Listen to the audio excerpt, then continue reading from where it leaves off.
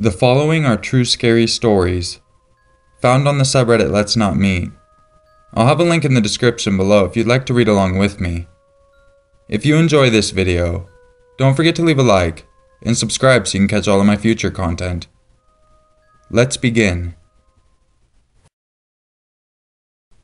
I never go outside, unless I'm with a friend, and even then, it's usually just to go to the store or appointments.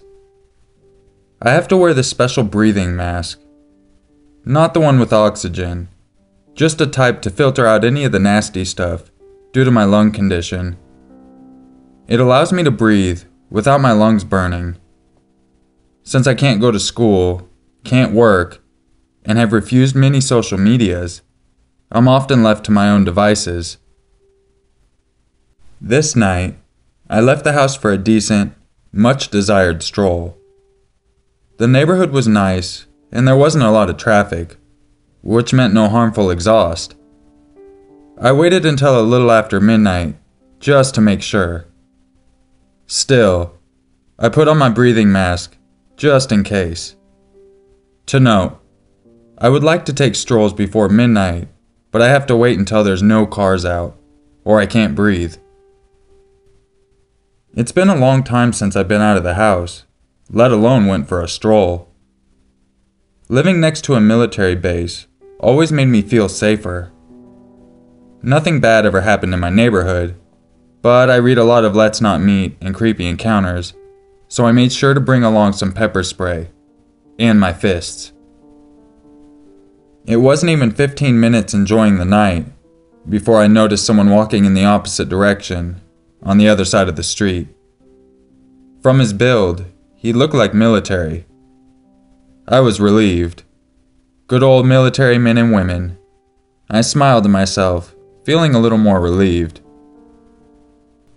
The military installation is a few blocks wide, but I've never ventured to see how far it went onto the pedestrian side. Though I do know there's a trail that a lot of people go running on, military personnel included. I suddenly realized how curious I was, and made the decision to follow the fence all the way to its end, and maybe even go on the trail, depending on various factors. I figured it would be a fun little adventure just for myself.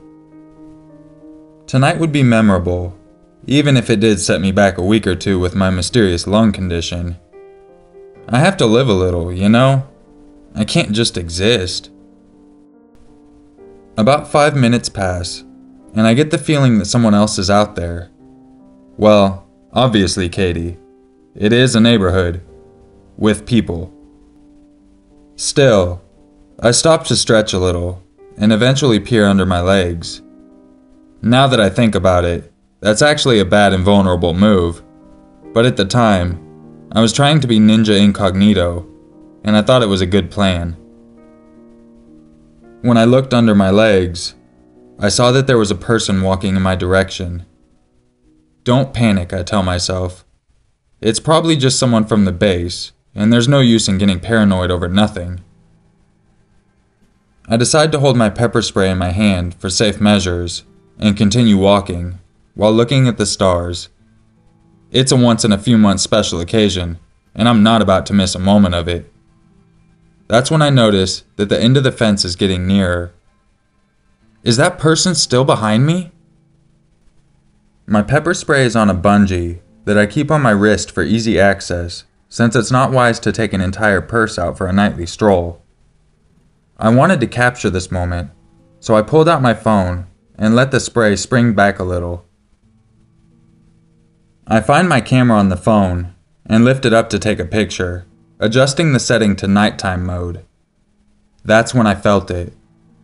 The midnight stroller comes up from behind me, holds a knife to my throat, and says, "Don't scream. Don't make a move." Which I thought was somewhat hilarious, because I'm just standing there, holding up my camera, and it looks like a picture-perfect moment, minus the knife at my throat. I reach for my pepper spray, but he's quicker than I am. I nod slightly, and he says, "That's good. Now take a picture." I hesitate, but do as he says. Good. I can feel him pressed against me, his member pushing into my back. I'm thankful that he's not wearing any cologne, thinking that it could have been a real nightmare, and then wondering how many people would have already considered it a nightmare. I move slightly to avoid feeling it pressed against my back. I said don't move! I remain a statue, still finding the irony in my beautiful night and attempting but failing to stifle my would-be laughter. Oh great, Katie. Just laugh at the most inappropriate time. I couldn't help but find it slightly amusing that he had me take a picture. Why? Is something funny to you, you little bitch? He waited for me to answer. No, nothing. Keep walking. I can see that he intends for me to walk into the trail, which I'll add is dimly lit. My lungs are having a fit at this point, partially from the erratic breathing and something in the air. I never really know what'll set off my inflammation. This is not how I intended for my night to go, so I say it. This is not how I intended for my night to go, mister. I don't want to follow the trail, because I have a chronic lung illness, and they already feel like they're on fire. And if I go on the trail, it's only going to make it worse. So please let me go home. What? I guess he wasn't expecting to hear that. What's wrong with your lungs? It's interesting. You read encounters of people on here who have totally changed their situation by saying one thing. I was wondering if it was actually happening for me. Sometimes I feel like I'm the unluckiest person alive, but maybe my luck was changing. I don't know, and the doctors don't know, and I don't have enough money to go see a specialist, but they are hurting so much right now. Please just let me go. Huh. Okay. Okay? Yeah. Okay. I'm sorry. Thanks. And then I'm out of there, walking because I can't run. On the way home, I wonder what just happened, and what would have happened if I didn't have this condition, if that made a difference, because it seemed like it did, and hoping he didn't hurt anyone. I arrived home safely, lungs on fire, and thought, well, at least the night was somewhat memorable.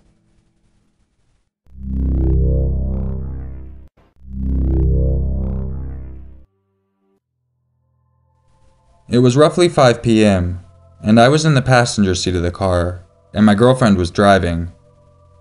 She was 19 and learning to drive, and I was 21 and old enough to be her sit-in experienced driver.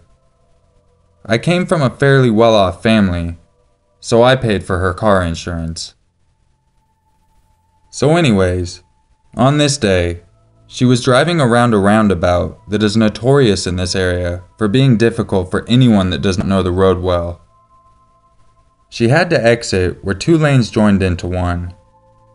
As she was going around, a black car pulls into the right lane that would soon be turning into the left, the one we're in. He indicates that he's coming over, so I tell my girlfriend to slow down and let him in front of us. She proceeds to slow down, but the car doesn't move from the lane. She then must have gotten impatient and bolted past him, something that she even admitted she probably shouldn't have done. In the rearview mirror, I saw the driver's middle finger fly at us, and I tell my girlfriend that although he should have gone in front of us, she was also in the wrong. She apologized and said that she wouldn't do it again. We carried on driving for a little while, and then decided to go home. She pulled up into the driveway, and we both got out of the car. All of a sudden, the black car pulls up at the curb by our house. The driver gets out and starts walking over towards us.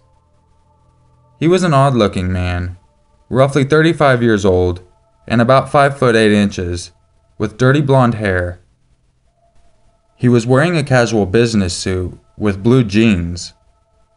He stormed over to us and started yelling at my girlfriend about how she could have killed him and that he wished the roles were reversed. I see my girlfriend is almost crying at this point, and I ask the man to calm down. He tells me to get fucked and pushes me out of the way. I push him back, even harder, and tell him to get off of our property. He then leaps at my girlfriend, arms stretched. I grab him by the waist with both arms and slammed him to the ground. I may have been fairly young, but I am no weakling. After that, he runs to his car and drives away. I hug my girlfriend, tears rolling down her face. Fortunately, she doesn't wear makeup, or that would have been a mess to clean up. After a rather quiet dinner, we played some Xbox for a couple of hours, and then went to bed. I woke up the next morning to my girlfriend frantically shaking me, trying to wake me up. I smiled at her, until I saw the sheer panic in her face. It was as if she'd seen a ghost. She dragged me to the window and pointed outside. You'll never guess who I saw. It was the man in the black car, just sitting out there. I thought about calling the police, and even suggested it to my girlfriend, but we never did. We just kept all of the curtains and windows closed, and ate our breakfast, both of us wondering what he was doing back. My girlfriend had to work that day, but I was off. But even so, I still insisted that I would drive her rather than her take the bus, given the current situation that we were in. We opened the door slowly and saw that the man was now on the other side of the street, but still looking directly at us. We kept eye contact with him all the way up the driveway until we got to our car. As we were getting in, we heard a noise. The man was walking towards us, with a crowbar in his hands. At this moment, we jumped in the car and sped off, fast. After dropping my girlfriend off at work, I went through the car park to drive back home when I saw the same black car parked a few spaces away from me, but with no sign of the man.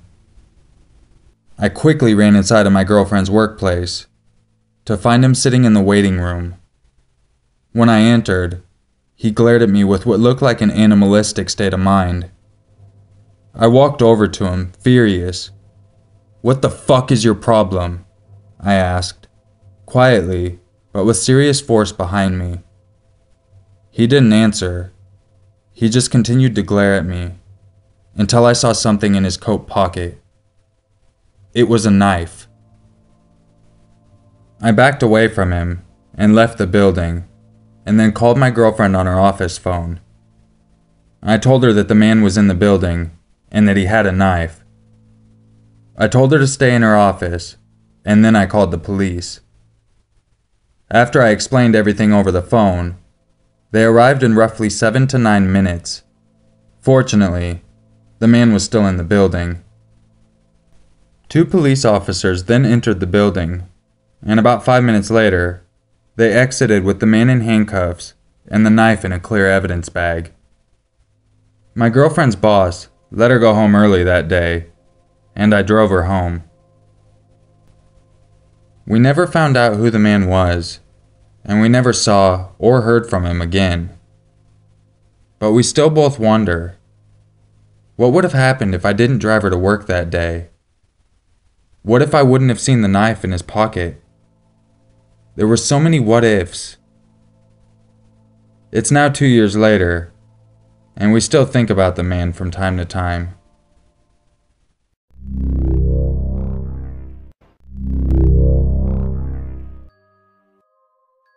If you enjoyed this video, don't forget to leave a like and subscribe so you can catch all of my future content.